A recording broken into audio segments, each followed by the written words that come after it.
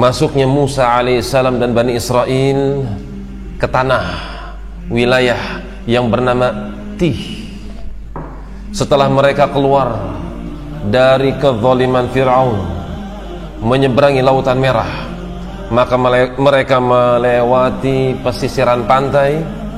Kemudian sebagaimana kisah yang berlalu, sebagian mereka memandang kalau perbuatan orang-orang kampung yang ada di tepi pantai itu adalah baik.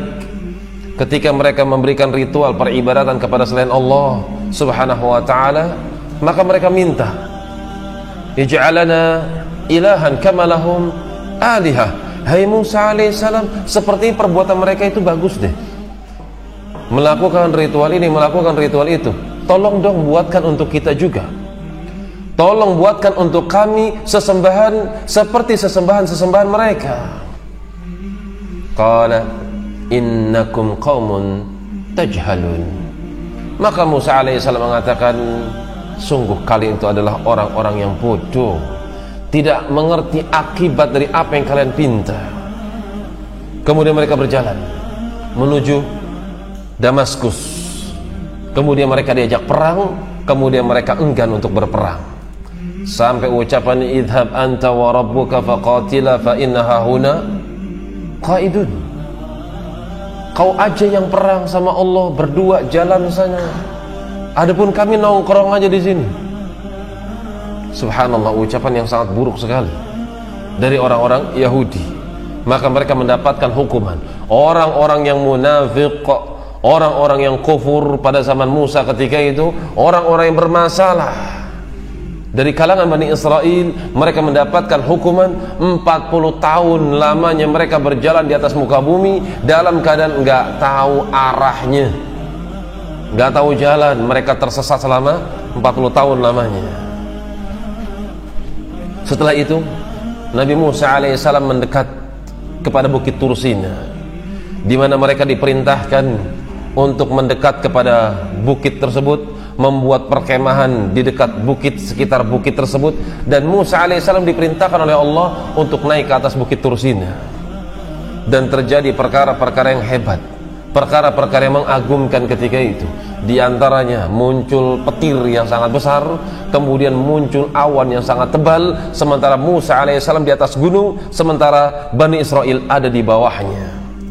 Kemudian Nabi Musa alaihissalam diajak bicara oleh Allah subhanahu wa ta'ala dan diperintahkan untuk menyampaikan apa yang didengar oleh Musa alaihissalam berupa wahyu kepada mereka Bani Israel. Disitulah terjadi berbagai macam perkara-perkara yang menakjubkan, di mana mereka mendapatkan makanan tanpa mereka harus berusaha. Manna wa salwa. Makanan dari manna dan salwa adalah makanan yang terbuat daripada roti gandum yang mendapatkan burung-burung, semacam burung-burung puyuh, yang makanan tersebut ada di depan rumah-rumah mereka tanpa mereka berupaya untuk mendapatkan sesuatu daripada makanan. Wa qad qala Allah Ta'ala, Allah mengatakan, Ya Bani Israel, qad anjaynakum min aduwikum wa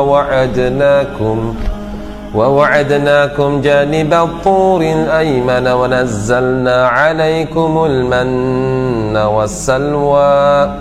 Ya Bani Israel, hai Bani Israel, qad anjaynakum min aduwikum wa wa'adnakum. Bukankah aku telah selamatkan kalian daripada musuh kalian Fir'aun? Aku tenggelamkan. Wa wa'adnakum, dan aku berikan janji, aku ikat janji dengan kalian, janibat turil ayman, agar kalian tinggal di sisi sebelah kanan dari Bukit Tursina. Wa nazzalna 'alaikumul manna wassalwa. Kemudian aku turunkan kepada kalian manna dan juga salwa. Kata Ibnu Katsir, mithal al-khubz, semacam roti yang berwarna putih dan juga daging daripada daging burung. Manna wa salwa.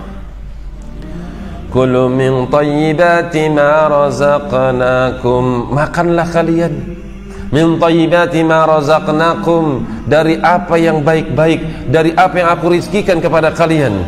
Wala tadghaw fihi fayahilla 'alaikum ghadabi, jangan sampai kalian melampaui batas. Fayahilla 'alaikum ghadabi, kalau kalian melampaui batas maka kalian akan mendapatkan sesuatu daripada kemurkaanku. Wa may yahlil 'alaihi ghadabi faqad hawa, maka siapa yang mendapatkan amarah daripada diriku, faqad hawa, dia tawarkan dirinya kepada kebinasaan. Wa inni laghaffarun liman taba wa amana wa 'amila salihan tsumma ihtada, akan tetapi aku laghaffar, betul-betul maha pengampun bagi mereka orang-orang yang kembali kepada diriku, bagi mereka orang-orang yang beriman, bagi mereka orang yang beramal dengan amalan yang saleh. Tsumma ihtada, kemudian dia mendapatkan hidayah. Orang yang kembali kepada Allah, dia benahi keimanannya, dia perbaiki amalannya, zahirnya dan juga batinnya. Batinnya dia perbaiki keimanannya, zahirnya dia perbaiki amalan solehnya, Islamnya. Tsumma ihtada, siapa yang baik batinnya, kemudian disusul siapa yang baik zahirnya, tsumma ihtada, kemudian pasti dia akan mendapatkan hidayah. Wa yazidullahu alladhina ihtadaw huda, orang yang mendapatkan hidayah dia pasti akan mendapatkan tambahan daripada tambahan hidayah. Siapa yang beramal dengan amalan yang salih, maka Allah akan tambah hidayah baginya. Karena itu siapa yang pernah melakukan kesalahan kemudian dia ngaku-ngaku tobat kepada Allah, kalau dia ingin tahu kualitas penerimaan tobatnya, maka hendaknya dia lihat pada dirinya. Siapa yang pernah melakukan kezaliman, siapa yang pernah melakukan berbagai macam bentuk hal-hal yang negatif, siapa yang pernah melakukan hal-hal yang berbau-bau maksiat, kemudian dia kembali kepada Allah Subhanahu wa ta'ala, dia tobat, kemudian dia sekarang pengen tahu sejauh mana penerimaan tobat yang Allah terima dari tobat yang telah dia umumkan kepada Allah. Maka siapa yang ingin mengetahui apakah Allah menerima tobatnya, sejauh mana penerimaan tobat Allah yang Allah berikan kepada hamba tersebut, maka lihat amalan zahirnya. Apakah dia setelah mengucapkan ya Allah aku kembali, astagfirullah, aku minta ampun, atub ilaik, aku bertobat kepada engkau ya Allah, lihat masuk keluar masjidnya, apakah tertib? Lihat qobliyah ba'diyahnya, lihat amalan-amalan baiknya, lihat amalan-amalan khair, lihat amalan-amalan yang didengungkan oleh kaum muslimin, yang digaungkan oleh kaum muslimin, baksosnya, baik kaitan itu tentang dakwah seperti kegiatan pondok misalnya, kelihatan. Illa man taba wa amana wa amila amalan salihah. Dalam surat Al-Furqan Allah sebutkan orang-orang yang mereka melakukan berbagai macam kemaksiatan. 1, kesyirikan. 2, perzinahan. 3, apa yang ketiga? Yang pertama kesyirikan, pembunuhan, perzinahan. 3 biang dosa. Maka siapa yang tercebur ke dalam 3 dosa ini? Walladzina la yusyrikuna billah, dan orang-orang yang tidak menyekutukan Allah Subhanahu wa ta'ala. Wa la yaqtuluna an-nafsa allati harrama Allahu illa bil haqqi wa la yaznun. Wa man yaf'al dhalika yalqa athama. Wa man yaf'al dhalika yalqa athama. Orang-orang yang tidak menyekutukan Allah, orang-orang yang tidak membunuh jiwa kecuali dengan alasan yang benar, qisas, murtad misalnya, dan mereka tidak melakukan perzinahan. Siapa yang terjatuh kepada dosa-dosa ini, maka sungguh dia telah tawarkan dirinya kepada dosa-dosa yang amat besar. Yudha'ab lahul yawmal qiyamat, yudha'ab lahul adabu yawmal qiyamah wa yakhlud fihi muhana. maka dia akan mendapatkan lipatan-lipatan azab di dalam neraka pada hari kiamat, dan dia akan mendapatkan kekekalan di dalamnya dengan penuh kehinaan.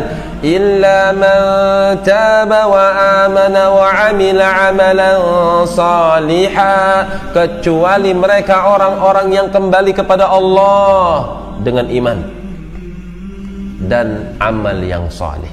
Lihat ya, seperti apa orang yang taubatnya diterima. فَأُولَئِكَ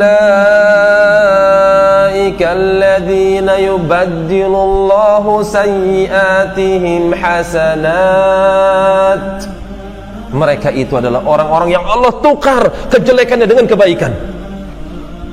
Kalau kita pengen tahu kualitas tobat kita, apakah kita diterima? Kita melakukan kejahatan, kita melakukan kezaliman, kita melakukan kemungkaran, kita melakukan pelanggaran, kemudian kita kembali kepada Allah Subhanahu wa taala. Kau pengen tahu sejauh mana penerimaan tobat yang Allah berikan kepadamu?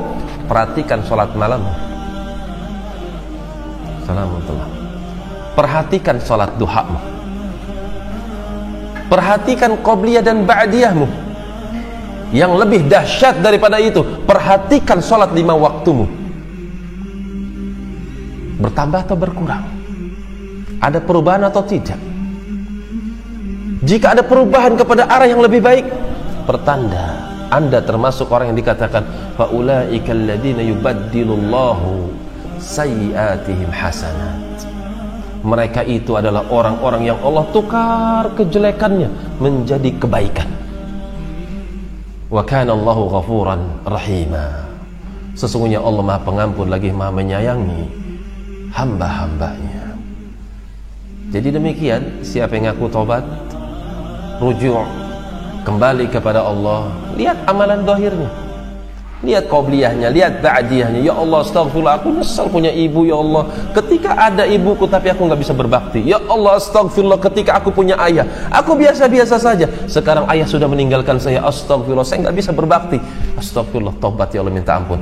Lihat subuhnya, lihat duhurnya, lihat asarnya, lihat maghrib dan isya'nya, lihat qabliyah dan ba'diyahnya. Apakah termasuk orang yang menyepelekan atau orang yang sangat disiplin? Jika Anda dapati diri Anda setelah Anda beristighfar, ternyata Anda dapati diri Anda ada perubahan di situ. Semakin disiplin qiyam lailnya, semakin disiplin. Yang paling utama adalah yang wajibnya. Disiplin 5 waktunya. Setelah itu baru yang sunah-sunah. Disiplin witirnya, disiplin qiyam lailnya, disiplin duhanya, qabliyah ba'diyahnya, disiplin baik semua. Maka itu pertanda jika Allah memperkenankan mengampuni kesalahan yang pernah kau kerjakan. Thumma tada, demikian apabila Allah memberikan ampunan, liman taba wa amana wa amila salihah, bagi mereka yang bertobat, dibangun di atas keimanan, dia lakukan amalan yang salih. Thumma tada, kemudian dia akan mendapatkan tambahan hidayah. Kemudian mereka tinggal di Bukit Tursina. Kalau musim panas, maka mereka tidak merasakan kesumuan. Terik matahari, selalu ada awan yang memayungi kemah-kemah mereka, sehingga panas matahari tidak langsung menimpa tempat di mana mereka tinggali. Kama qala ta'ala fi surat Al-Baqarah, seperti dalam surat Al-Baqarah, Ya bani Israil adhkuru ni'mati allati an'amtu alaikum wa awfu bi'ahdi ufi bi'ahdikum wa iyaya farhabun. Hai Bani Israel, ingat-ingatlah nikmatku atas kalian. Tunaikanlah janji kalian kepada diriku, aku akan tunaikan janjiku kepada kalian. Maka hendaknya kepada akulah kalian takut semuanya. Wa aminu bima anzaltu musaddiqan lima ma'akum wa la takunu awwala kafirin bih wa la tashtaru bi ayati thamanan qalila wa iyaya fattaqun. Wa aminu, bima anzaltu musaddiqan lima ma'akum, maka imanilah apa yang aku turunkan kepada kalian, sesuatu yang membenarkan apa yang ada pada diri kalian. Wala takunu awwala kafirin bih, janganlah kalian menjadi orang-orang yang pertama kali kufur kepada kitabku Taurat Bani Israel. Wala tashtaru bi ayati thamanan qalila, jangan kalian jual ayatku dengan harga yang murah. Jangan kau jual yang halal halal, yang haram haram kalian puterbalikan.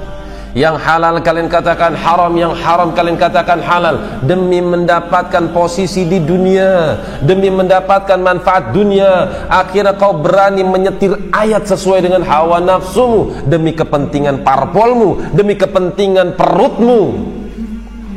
Itu namanya menukar ayat-ayat Allah dengan harga yang murah.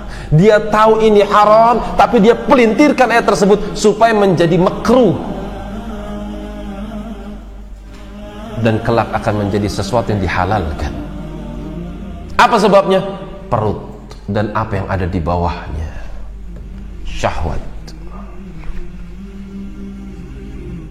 Wa iyaya fattaqun, maka hanya kepada diriku sajalah hendaknya kalian takut.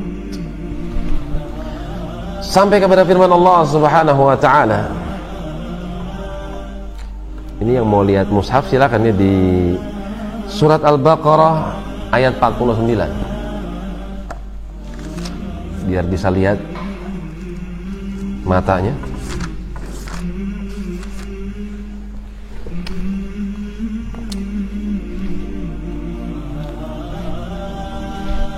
Ketemu Al-Baqarah 49.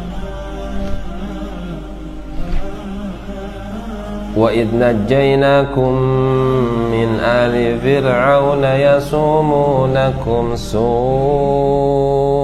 adzab, dan ingatlah ketika aku selamatkan kalian dari Fir'aun dan juga bala tentaranya. Yasumunakum su'al adzab, di mana mereka menimpakan adab yang sangat jelek, menimpakan hukuman yang sangat buruk pada kalian. Apa hukumannya? Yudzabbihuna abna'akum wa yastahyuna nisa'akum, ketika mereka membunuh anak laki-laki kalian di depan istri-istri kalian. Bukankah itu hukuman yang sangat jelek sekali? Seorang anak dirampas dari ibunya cukup dikatakan sesuatu yang sangat menyakitkan. Bagaimana ketika dirampas, dibunuh di hadapan ibunya? Apa enggak mumet kepalanya? Apa enggak stres kejiwaannya? Yudzabbihuna abna'akum wa yastahyuna nisa'akum wa fi dzalikum bala'un min rabbikum 'adzim. Yang perempuan-perempuan dibiarkan hidup, yang laki-laki dibunuh di depan ibunya. Wa fi dzalikum bala', sungguh itu merupakan bala di sisi kalian. Min rabbikum azim, ujian yang sangat nyata dari Tuhan kalian. Wa idh farraqna bikumul bahra fa anjaynakum wa aghraqna, dan ketika kami pencarkan kalian di lautan, fa anjaynakum, tapi kami selamatkan kalian. Wa aghraqna ala fir'auna wa antum tanzurun, kami tenggelamkan Fir'aun sementara kalian menyaksikan bagaimana dia tenggelam, bagaimana ombak satu dengan yang lainnya menyapu pasukannya Fir'aun. Ketika kalian ragu apa dia mati, kami tampakkan jasadnya dengan pakaian yang dia kenakan, supaya kalian semakin bahagia ketika melihat musuh kalian tergeletak, kembung perutnya dengan air laut penuh dengan pasir. Wa idh wa'adna Musa 40 laylatan thumma attakhadtumul ijla min ba'dihi wa antum zalimun ثم عفونا عنكم من بعد ذلك لعلكم تشكرون. Dan ingatlah ketika kami janjikan kepada Musa 40 lailah, Musa meninggalkan kalian di bukit Tursina sementara dia naik ke atasnya. di mana Musa alaihissalam 30 hari menjanjikan kepada Bani Israel, kemudian Allah sempurnakan menjadi 40 hari lamanya. Arba'ina lailah, menjadi 40 hari. Akan tapi ternyata kalian justru menjadikan ijl, patung anak sapi. Min ba'dihi, padahal kalian sudah melihat bagaimana kekuasaan Allah subhanahu wa ta'ala. Kenapa mereka menciptakan seekor anak sapi? Dan kenapa Allah subhanahu wa ta'ala memerintahkan di awal ayat untuk menyembelih apa? Menyembelih anak sapi, Baqarah, sapi betina. Karena mereka mengagungkan sapi.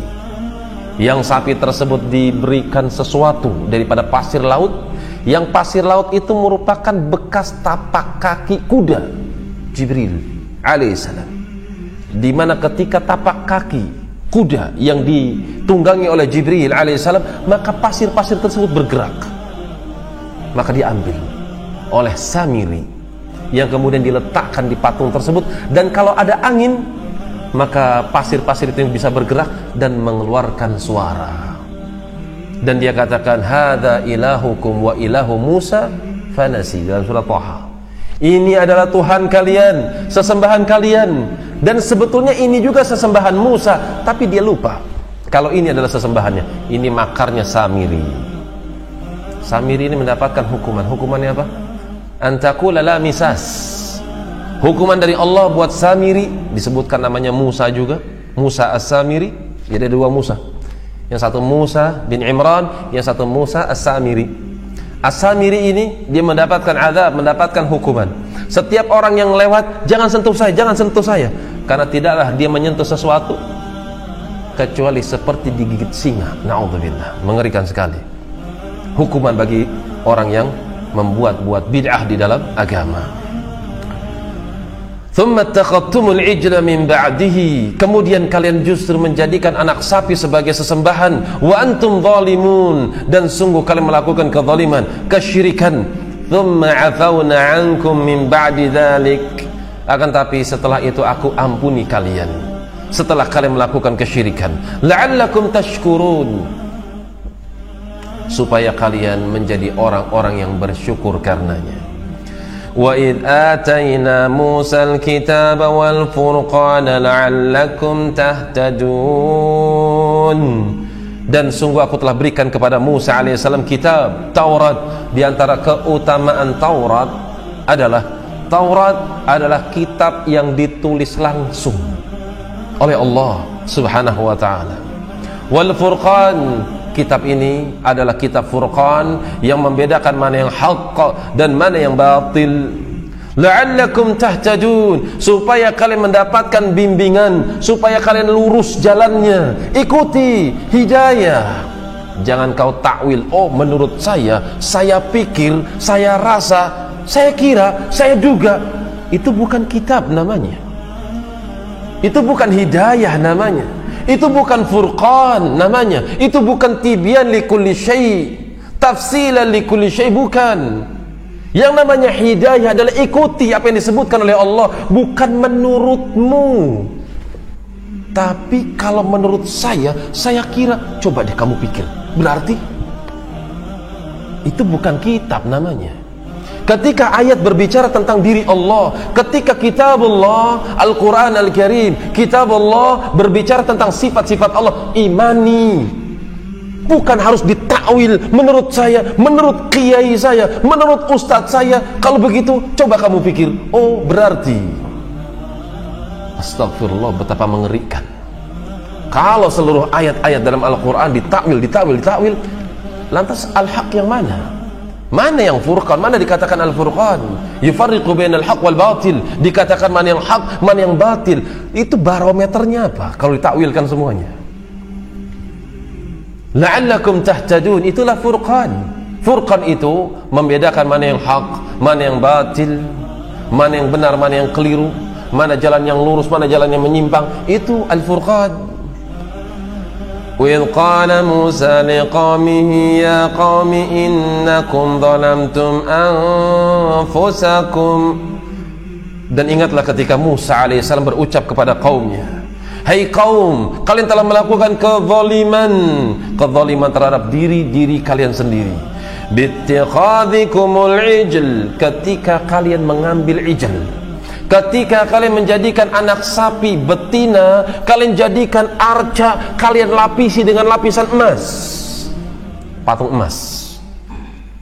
Kemudian kalian ibadati, kalian letakkan sesembahan-sesembahan kalian, kalian letakkan sesuatu sebagai bentuk persembahan untuk ijl tersebut. Ijl, anak sapi betina. Akan tapi Allah ampuni mereka. Ketika Musa alaihissalam membantah perbuatan syirik mereka, akhirnya Allah subhanahu wa ta'ala setelah menegakkan hujah lewat lisan Musa alaihissalam, maka Allah pun mengampuni mereka. Cuman cara pengampunannya beda dengan cara pengampunan kepada kaum muslimin. Seperti apa cara pengampunannya? Ya qawmi innakum zalamtum anfusakum bittikhadikumul ijl. Hai kaum, kalian telah menzalimi diri kalian ketika kalian menjadikan anak sapi, patung anak sapi kalian jadikan sebagai sesembahan. Fatubu ila bari'ikum, kembalilah kalian kepada Allah. Ngeri ya.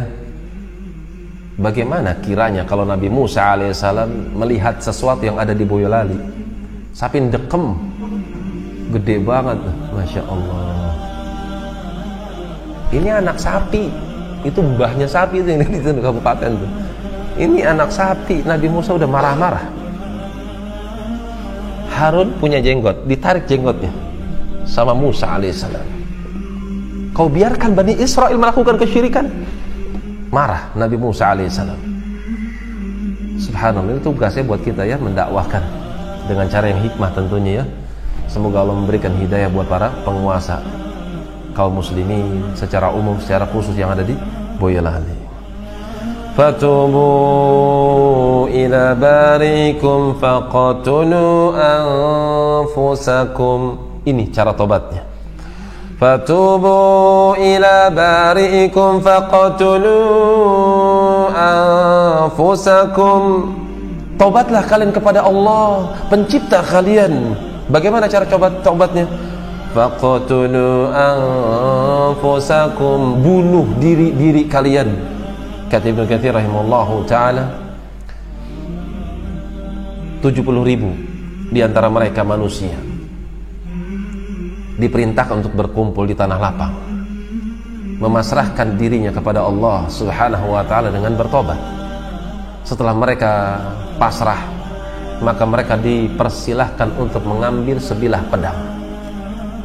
Kemudian Allah perintahkan faqtulu anfusakum, bunuhlah diri kalian. Maksudnya satu dengan yang lain saling bantai. Kemudian Allah turunkan awan hitam sehingga seorang tidak lagi mengenal siapa yang ada di sampingnya. Maka Allah perintahkan mereka untuk memulai membunuh satu dengan yang lainnya. Pengorbanan. Sejauh mana pengorbanan mereka di dalam taubat kepada Allah. Apa enggak ngeri zaman dahulu?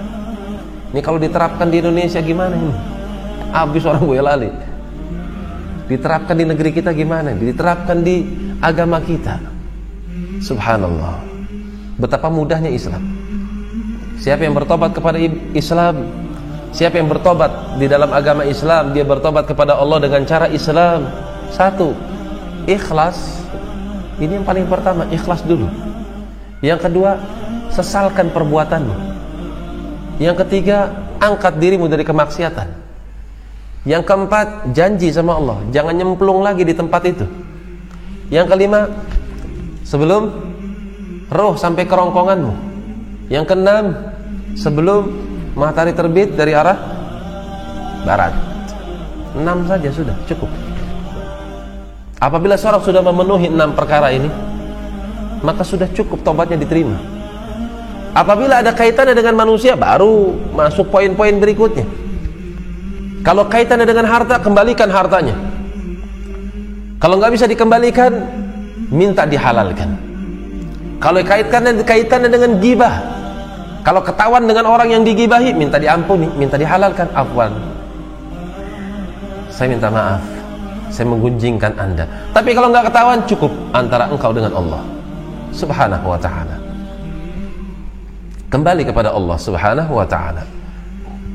Faqatulu anfusakum dzalikum khairul lakum 'inda bari'ikum fataba 'alaikum. Yang demikian lebih baik bagi kalian di sisi Tuhan kalian. Fataba 'alaikum, pasti Allah akan menerima tobat kalian. Gimana nggak diterima? Sudah dia nyatakan dengan membunuh satu dengan yang lain. Dia korbankan dirinya untuk betul-betul kembali kepada Allah, jiwa dan raganya. Innahu huwat tawwabur rahim. Sungguh dia Allah Subhanahu wa ta'ala Tawwab, dia maha penerima tobat, Ar-Rahim, dan dia adalah yang maha menyayangi kepada hamba-hambanya. Kemudian sampai pada firman Allah Subhanahu wa ta'ala ayat yang ke-55. Wa idh qultum ya Musa lan nu'mina laka hatta narallaha jahrah. Mereka mengatakan, hai Bani Israel, ingatlah ketika kalian mengucapkan kepada Musa, lan nu'mina laka hatta narallaha jahrah, kami enggak akan beriman, kita tidak akan percaya dengan engkau hai Musa alaihissalam sampai kami melihat Allah langsung dengan mata kami. Ini